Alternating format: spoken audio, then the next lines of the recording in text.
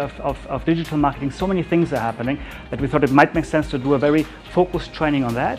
And then also as a follow-up to our to the last trade fair, and as a preparation to the next ITB, which is just around the corner, and where some of you will also go and join us at our joint booth again.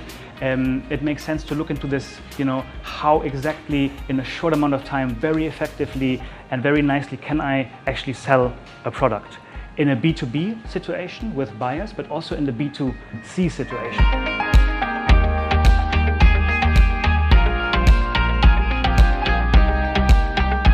Every person who you're going to be marketing to, they're the hero of their own story. They're the main character. So they don't need you to tell them your story. They need you to make your story a part of their story, because they already have their own needs. They already have their own wants.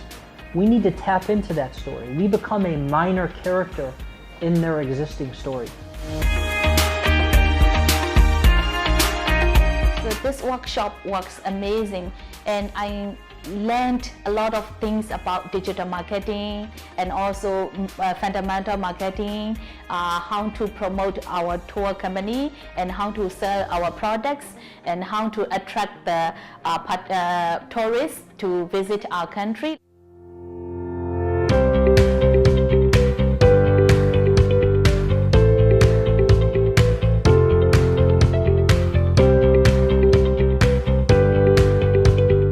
Even in business, you have to start by giving. What do you give to people? Giving is from the heart. You give your services, no? Of course, they have to pay, but you give. Whatever you give comes from the heart. When you connect with someone, it's a heart connection, always. So that's what we want to create, connection. Everything is about connection, especially in this world nowadays, where there's so little connection because we don't have time, because we don't listen, because we have lost so much of this. People are craving for that.